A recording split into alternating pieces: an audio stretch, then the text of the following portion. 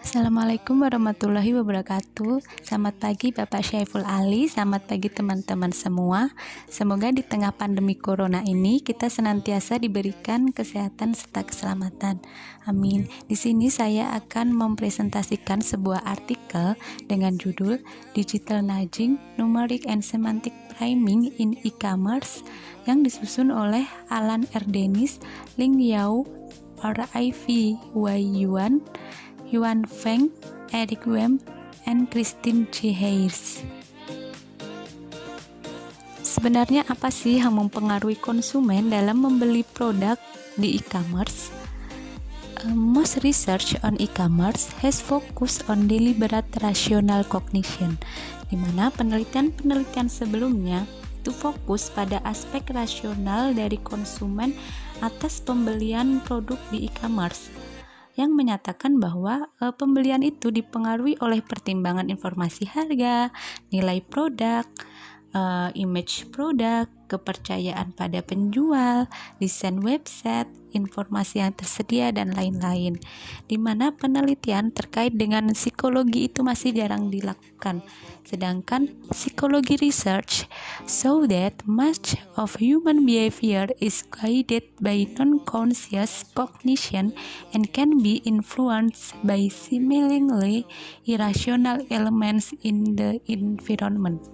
Di mana penelitian psikologi menunjukkan bahwa human behavior itu dipengaruhi oleh kognisi non sadar dan dapat dipengaruhi oleh unsur-unsur yang tampak irasional, di mana sifat irasional ini dipengaruhi oleh harga produk yang tidak terkait dan hasilnya dilaporkan dalam pers atau media, di mana sebagian besar itu dilakukan di tradisional atau offline.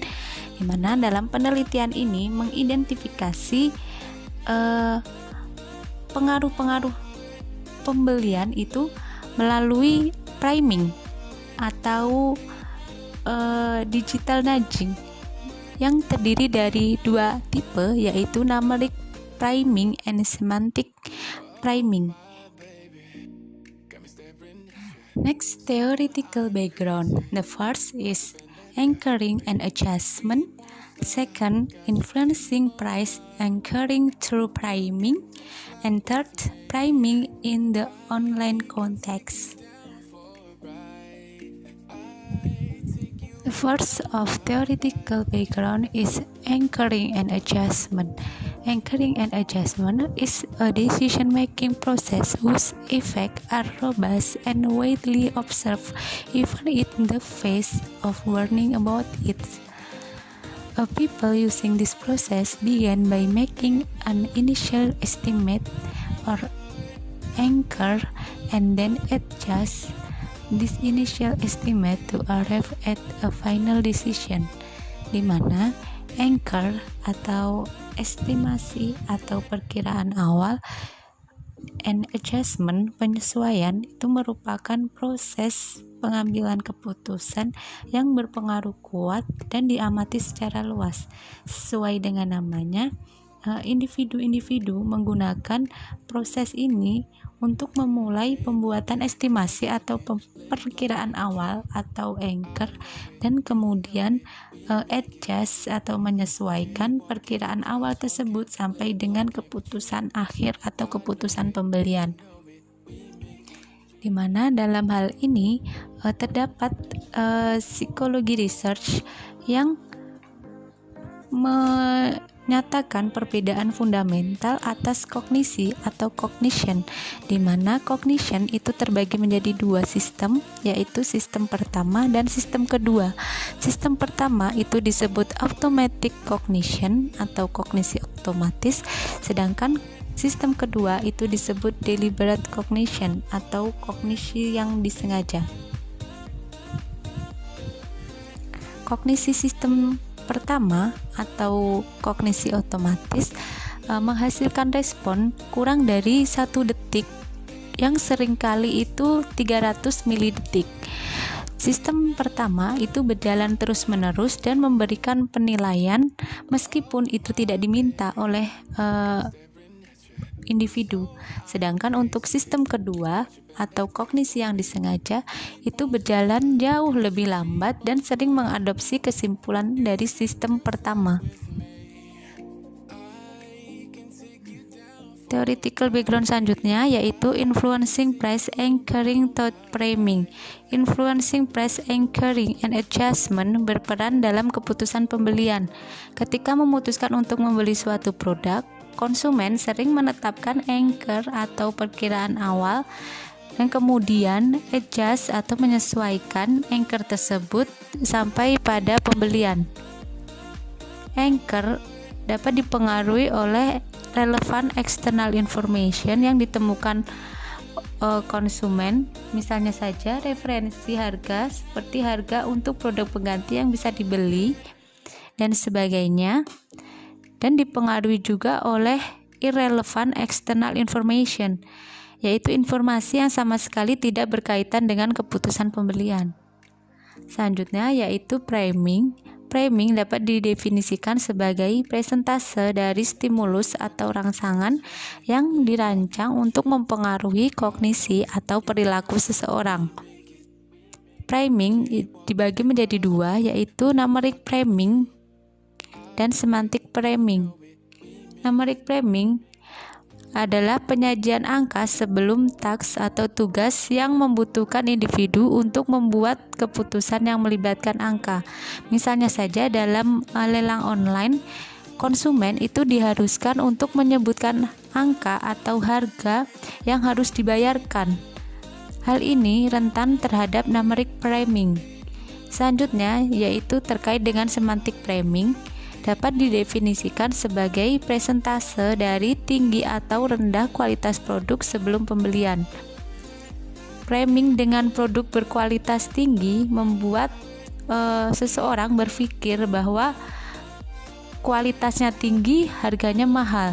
Sementara framing dengan kualitas produk yang rendah itu maka akan membuat seseorang berpikir bahwa harga produk tersebut murah. Jika dilihat dari kondisi kognisi psikologi yang tadi dibahas sebelumnya, kognisi sistem pertama itu lebih rentan terhadap numeric framing, sedangkan kognisi sistem kedua lebih rentan terhadap semantic framing. Theoretical background selanjutnya yaitu framing in the online context. Dalam hal ini, peneliti memasukkan concurrent framing, di mana framing itu tidak hanya diberikan sebelum konsumen itu melaksanakan tugasnya dalam pembelian, namun dilakukan secara bersama-sama, yaitu saat konsumen ingin melakukan pembelian dengan cara mengeluarkan iklan atau advertisement, sehingga dapat mempengaruhi keinginan konsumen untuk melakukan pembelian. Artikel ini menyebutkan bahwa terdapat 7 studies atau percobaan untuk menginvestigasi sejauh mana numeric framing maupun sistem semantic framing dapat digunakan untuk mempengaruhi pembelian konsumen di e-commerce. Di mana studi yang pertama terkait dengan numeric and semantic framing via online advertising. Studi yang kedua yaitu numeric framing replication. Studi yang ketiga yaitu numeric framing for non-auction products. Studi yang keempat yaitu numeric framing with two potential anchors. Studi yang kelima yaitu semantic framing with two potential anchors. Studi yang keenam yaitu semantic framing for non-auction products. Serta studi yang ketujuh yaitu semantic framing across product types. Berikut ini penjelasan mengenai studi-studi yang telah dilakukan dalam penelitian ini. First study is numeric and semantic framing via online advertising. Dalam studi yang pertama ini Numeric framing, angka yang ditampilkan sebagai stimulus atau rangsangan visual mempengaruhi pembelian konsumen. Dalam lelang online, konsumen harus memutuskan berapa yang harus dibayarkan. Nah, dengan concurrent framing dapat mendorong kognisi sistem pertama untuk mengkip angka atau nomor yang tertera dalam iklan, lalu mengusulkannya sebagai jawaban atas pertanyaan berapa yang harus dibayarkan. Semantic framing mempengaruhi kognisi sistem 2 dan bergantung pada stimulus atau rangsangan untuk memicu pikiran konsumen untuk membeli produk yang nantinya produk tersebut apakah framing kualitas itu lebih tinggi atau lebih rendah. Ketika framing kualitas itu lebih tinggi, maka akan mengarah kepada lebih tingginya pembayaran yang dilakukan oleh konsumen. Sedangkan untuk kualitas produk yang lebih rendah, maka akan memancing pikiran dari konsumen bahwa barang tersebut harganya murah. Berdasarkan hal tersebut, hipotesis dalam studi yang pertama ini adalah hipotesis 1A. Individuals' willingness to pay will be higher when exposed to numeric framing with a higher number than a lower number in an online auction. Sedangkan untuk hipotesis 2A, yaitu individuals' willingness to pay will be higher when exposed to semantic framing with a higher quality product than a lower quality product in an online auction. Selanjutnya yaitu metode dalam studi ini terkait dengan peserta terdiri dari 73 mahasiswa atau undergraduate student dengan komposisi 57% mahasiswa laki-laki. Untuk taks atau tugas, peneliti menggunakan lelang penawaran tunggal untuk menilai kesediaan peserta untuk melakukan pembayaran atas pembelian. Selanjutnya yaitu treatment yang digunakan adalah menggunakan tindakan berulang dengan keterkaitan produk yang diiklankan. Apakah produk tersebut berkaitan atau tidak berkaitan dengan produk yang diinginkan oleh pembeli atau konsumen. Selanjutnya untuk variabel dan pengukuran. Variabel dalam penelitian ini adalah participant willing to pay serta pengukurannya menggunakan jumlah tawaran yang dimasukkan oleh peserta. Analisis studi menggunakan hierarchical linear modeling atau HLM serta prosedur studi. Setelah tiba di laboratorium, partisipan diberi waktu 2 menit untuk membaca teks yang diberikan oleh peneliti. Kemudian partisipan ditunjukkan demonstrasi singkat dari situs web. Partisipan diminta berbelanja produk pertama yang merupakan laptop atau kamera, dipilih secara acak dan merekam jumlah tawaran mereka. Kemudian melakukan belanja untuk produk yang kedua dan mencatat jumlah penawaran mereka. Hasil dari studi ini menunjukkan bahwa hipotesis 1A dan hipotesis 2A terdukung. Second study is numeric framing replication. Studi ini merupakan replikasi dari studi yang pertama, namun hanya memeriksa numeric framing. Sehingga hipotesis yang diturunkan dari studi ini adalah sama dengan hipotesis 1A. Selanjutnya yaitu metode penelitian. Penelitian ini menggunakan desain yang sama dengan studi yang pertama, termasuk task, measure, dan prosedurnya. Namun untuk treatment ini terdapat 3 perbedaan. yaitu yang pertama, peneliti hanya menyertakan iklan produk yang tidak terkait. Yang kedua, yaitu ukuran iklan dikurangi sehingga menempati hanya sekitar 15% dari layar. Yang ketiga, yaitu peneliti ingin melihat apakah pengaruh dalam studi yang pertama bergantung pada nilai spesifik dari tinggi dan rendahnya yang diiklankan.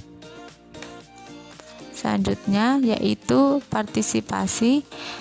Partisipan dalam penelitian ini terdiri dari 236 mahasiswa bisnis dari universitas yang berpartisipasi dalam studi ini, di mana partisipan itu terdiri dari 47% laki-laki, sedangkan sisanya adalah perempuan. Result atau hasil dari penelitian ini adalah hipotesis 1A didukung atau diterima. The third study is numeric priming for non-auction product. Studi pertama dan kedua menunjukkan bahwa numeric priming dengan iklan mempunyai pengaruh yang kecil atau medium pada pembelian dalam lelang online. Apakah pengaruh ini dapat digeneralisasikan ke bentuk lain dari e-commerce, di mana harga produk ditentukan oleh penjual? Pada studi sebelumnya, yaitu konsumen mengidentifikasi suatu produk, ia harus menetapkan harga, sehingga kognisi sistem pertama harus menghasilkan angka untuk menjawab pertanyaan berapa yang harus dibayarkan dalam lelang tersebut. Sebaliknya, dalam studi ini produk tersebut harganya sudah ditentukan, sehingga kognisi sistem pertama tidak diminta untuk menghasilkan angka atau menjawab pertanyaan berapa harga yang harus dibayarkan. Oleh karena itu, hipotesis ketiga yaitu individuals' willingness to pay will not be higher when exposed to numeric priming with a higher number than a lower number in set price e-commerce setting. Metode dalam studi yang ketiga ini sama dengan studi yang pertama. Namun dalam studi yang ketiga ini harga sudah ditetapkan, yaitu sebesar $700, $800, $900, $1.000, dan $1.100. Untuk partisipan itu terdiri dari 163 undergraduate students. Dengan hasil penelitian ini, yaitu author tidak dapat menolak hipotesis. Fourth study is numeric priming with two potential anchor. Beberapa produk yang dijual di lelang online memiliki nilai yang disarankan oleh pasar atau sering disebut sebagai Manufacturer's Suggested Retail Price atau MSRP. MSRP merupakan harga referensi eksternal dan berfungsi sebagai informasi yang sering dimasukkan dalam keputusan konsumen dalam menggunakan kognisi sistem 2. Banyak konsumen yang melihat MSRP sebagai harga tertinggi untuk suatu produk, di mana konsumen beranggapan tidak akan membeli suatu produk di atas harga MSRP. Dengan demikian, MSRP dapat dikatakan sebagai anchor atau estimasi awal untuk penilaian dan keinginan konsumen dalam pembelian. Pengaruh numeric priming harus lebih rendah ketika ditambahkan dengan MSRP. Kenapa? Karena kognisi sistem pertama itu tidak perlu menentukan harga yang ingin dikeluarkan, melainkan sudah melihat dari MSRP atau harga tertinggi serta dari harga produk yang diiklankan. Sekarang ini kognisi sistem pertama mempunyai dua pertimbangan, yaitu MSRP dan harga dalam iklan. Hipotesis dalam studi keempat ini adalah individuals' willingness to pay will be higher when exposed to numeric priming with a higher number than a lower number in an online auction for products with an MSRP. Metode penelitian ini similar atau hampir sama dengan studi yang pertama, dengan perbedaannya yaitu menampilkan MSRP yang berkisar $964 sampai dengan $999. Partisipan dalam penelitian ini adalah 232 mahasiswa undergraduate, serta hasil penelitian ini menunjukkan bahwa hipotesis 1C tidak terdukung. Fifth study is semantic priming with two potential anchor. Studi ini untuk menguji semantic priming ketika MSRP digunakan sebagai anchor atau estimasi atas keputusan untuk melakukan pembelian. Oleh karena itu, hipotesis dalam studi ini adalah individuals' willingness to pay will be higher when exposed to semantic priming with a higher quality product than a lower quality product in an online auction for products with an MSRP.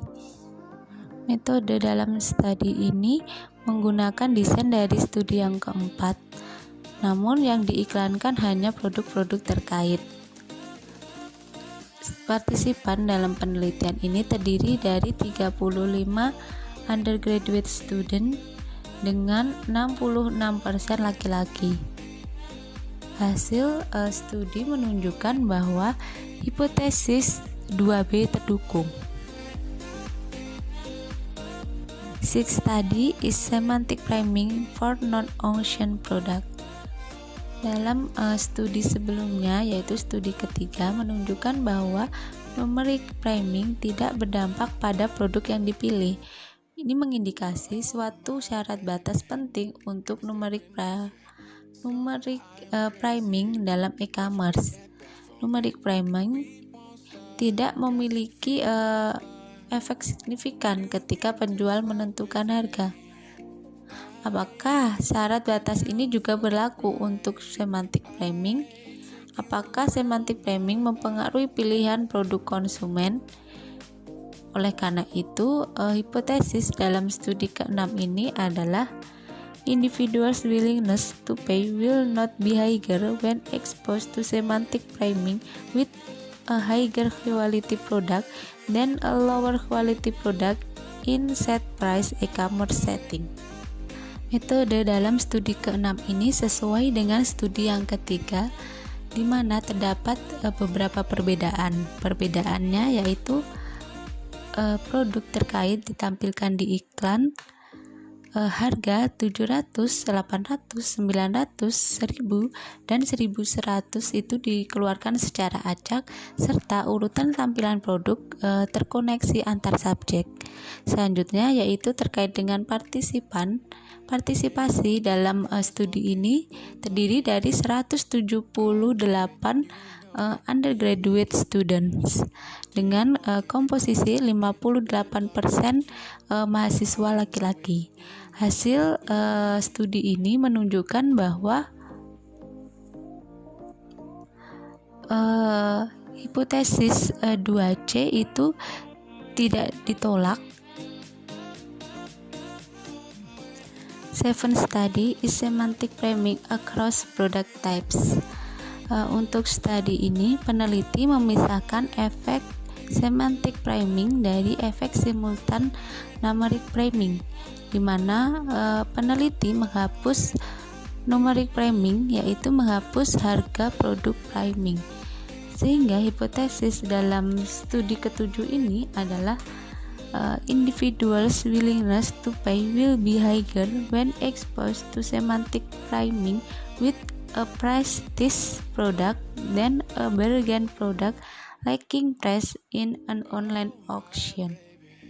Metode dalam studi ini sesuai dengan studi yang pertama, dengan bentuk iklan produk yang berubah karena tidak memberikan angka atau nomor di iklan tersebut. Partisipasinya terdiri dari 201 mahasiswa undergraduate yang terdiri dari 51% mahasiswa laki-laki. Untuk hipotesis 2D itu tidak terdukung. Berikut ini merupakan ringkasan dari keseluruhan studi yang telah dilakukan beserta hasil dari studi tersebut. Secara keseluruhan, ketujuh studi ini menunjukkan bahwa perilaku pembelian online konsumen dapat terjadi dipengaruhi oleh numeric framing dan semantic framing yang disampaikan melalui iklan yang disajikan selama proses berbelanja. Demikian beberapa penelitian tentang numeric framing dan semantic framing ditemukan di lingkungan offline dapat diterapkan ke dalam lingkungan e-commerce. Implikasi penelitian menunjukkan bahwa semantic framing dapat mempengaruhi perilaku konsumen dalam pengaturan online, bahkan terkait dengan MSRP. Selain itu, framing mempengaruhi perilaku, apakah itu secara sadar ataupun tidak, terhadap keputusan pembelian konsumen. Penelitian ini dapat memberikan wawasan tentang kemauan atau perilaku konsumen untuk melakukan pembelian atau belanja online melalui situs e-commerce. Selain itu,